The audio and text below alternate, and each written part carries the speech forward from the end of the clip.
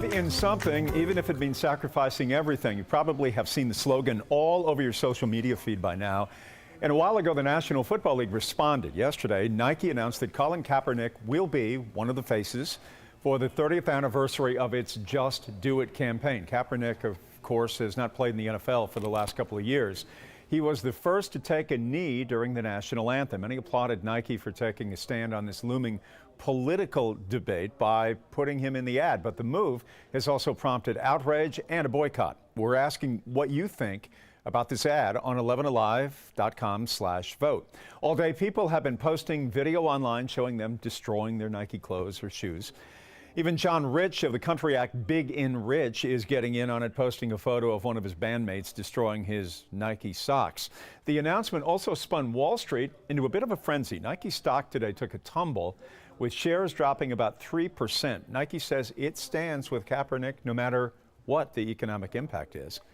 Gino Fissinati, who is the VP of Brand in North America, told ESPN, "We believe Colin is one of the most inspirational athletes of this generation who has leveraged the power of sport to help move the world forward." And just this afternoon, the NFL has released a statement on the ad. The NFL and Nike have a partnership lasting another 10 years, making Nike the official game day apparel sponsor. The NFL statement says, in part, the social justice issues that Colin and other professional athletes have raised deserve our attention and action. Kaepernick has accused NFL owners of colluding to keep him off the field after he knelt during the anthem to protest police brutality in the United States toward people of color. The movement gained steam when other players knelt during the anthem last season. And last week, Kaepernick received word that his case will now head to trial.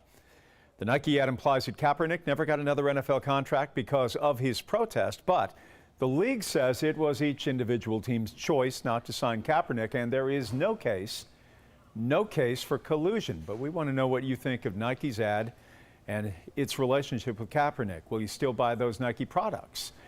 The numbers right now: buy more Nike products, 52-48%. It is split, and that's the way it pretty much has been the last couple of years. When you talk about Colin Kaepernick, nobody is in between on the subject of his protest. It's either one side or the other. You can let us know on Facebook and 11alive.com.